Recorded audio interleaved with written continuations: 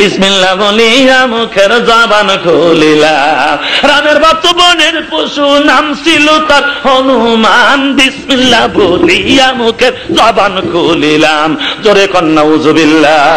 One আবি হুরায়রা রাদিয়াল্লাহু তাআলা আনহু قال রাসূলুল্লাহ সাল্লাল্লাহু আলাইহি ওয়াসাল্লাম লাউলা তাসমিয়াতুল হালাকাল বারিয়াতা।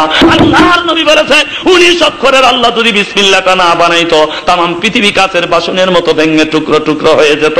আর সেই বিসমিল্লাহ দিয়ে আমাদের দেশে গান হয়, সেই সালাম নিয়ে ঠাট্টা হয়, টুপি নিয়ে ঠাট্টা হয়, দাড়ি নিয়ে ঠাট্টা হয়, জুব্বা নিয়ে ঠাট্টা হয়, নানান কিছু ইসলাম ধর্ম নিয়ে ঠাট্টা হয়। বাংলাদেশে রোজার পূজা যদি একসাথে চলে, হিন্দু আর মুসলমানদের মধ্যে যদি কোনো সাম্প্রদায়িক দাঙ্গা না থাকে, অতএব ইসলাম যদি তুমি না মানো আমার তাতে কিছু আসে যায় না। কিন্তু এই ইসলাম নিয়ে, বিসমিল্লাহ নিয়ে, সালাম নিয়ে, কোরআন নিয়ে, টুপি দাড়ি আর জুব্বা নিয়ে যদি ঠাট্টা করো, আমরা আর তোমাদেরকে ছাড় দেব না। জোরে কোন কথা ঠিক কিনা? আরো জোরে বলুন ঠিক কিনা? কষ্ট হচ্ছে আপনাদের? ইব্রাহিম খলিলুল্লাহ মুসলমানদের জাতির পিতা এবার সড়কের রশির সাথে বাঁধা, চোখের পানি ফেলে কাঁদতেছে, আল্লাহ আমার সবচাইতে বড় কষ্ট লাগলো মাবুদ, মানুষ বিপদে পড়ে বাপ মাকে ডাকে আর আমার আব্বা নিজে আসে চরকের রশি ধরছে। ইব্রাহিম খলিলুল্লাহ কান্দে আর বলে, আল্লাহ আমি সব সহ্য করতে পারছি, রব্বুল আলামিন আমার আব্বা অপমান হোক এটা আমি বরদাস্ত করতে পারবো না। জাতির পিতাকে শিক্ষা দিল, আমরা শ্বশুর শাশুড়ির গর্ব করি, বাপ মাকে অপমান করি। জোরে কোন কথা ঠিক কিনা? বোনের পরনে কাপড় নাই, শালীর হলো কমপ্লিট ড্রেস। কেন তা কি জানেন? দুলাবার জন্য সুন্দর সুন্দর করে বলছে, রঙিন কাপড় রঙিন জামা মালা দেয় পতির, শালীনেরা দেখলে দুলাবাই হয় অস্থির। চিৎকার দিয়ে বলুন নাউযুবিল্লাহ। ওই কথা কি ঘুরা বলা যেত না? যেত।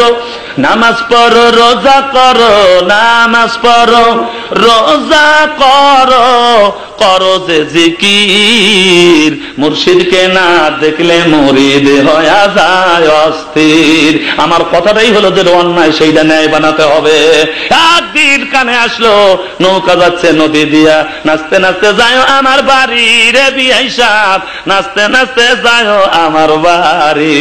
আমার বাড়ি গেলে পরে চুলকায়া দেব দাড়ি, রাগ করিল কাউসারি, এখন আমি কি করি? ওরা বলতেছে নাচতে নাচতে যায় আমার বাড়ি। আমার গিন্নি ডাক দে বলে, কাউসারি তোমার ওয়াজের ক্যাসেট শুনছি, কত নানান ধরনের ওই কথা পরিবর্তন করছে, এইটা বদলাও তো।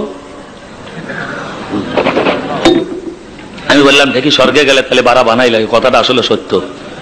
আমি তো ওই ক্লাসে পড়ছি নাকি নতুন করে বানাই নিয়ে আইছি, পূর্ব প্রস্তুতি আছে?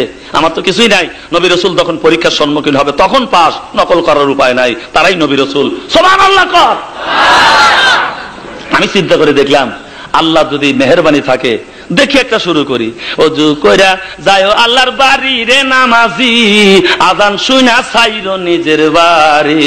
নামাজ যদি নাই বা পড়ো ও গিন্নি, নামাজ যদি নাই বা পড়ো, খাইবা কাউসারির গুড়ি, ছাড়তে হবে এই বাড়ি, পাঠাবো বাপের বাড়ি।